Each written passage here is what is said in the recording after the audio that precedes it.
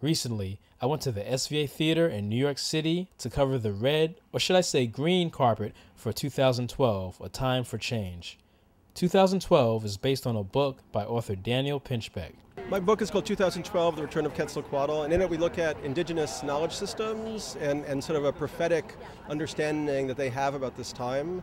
2012 is the end of a great cycle of the ancient Mayan calendar, and so that's been looked at in the popular media as destruction, apocalypse. There was that recent big Sony film, but our perspective is that it's actually a threshold of a transformation, and it's actually up to human beings individually and collectively to choose what this threshold means. And we actually have the possibility to become more participatory in how things are happening, through taking a more active role in the environment and in social issues, the economics, and then we also propose that part of this transition is about kind of shamanism, about initiation, about people understanding that there are other aspects to reality than purely material and commercial ones.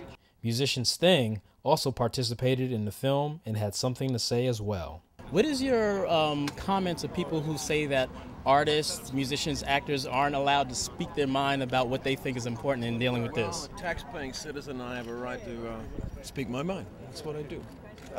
Freedom of choice, freedom of expression, freedom of speech. Growing up as a child, did you feel really connected to nature, or is it something that you sought later on in your life?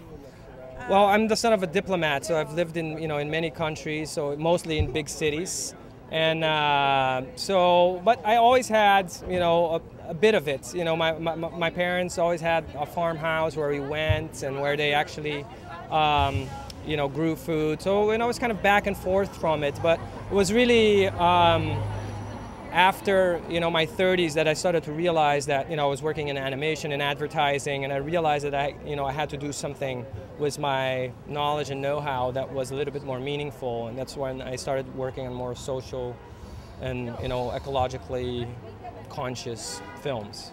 In general, ancient cultures and indigenous cultures, they are a lot more in touch with the natural world because that's the way that they survive.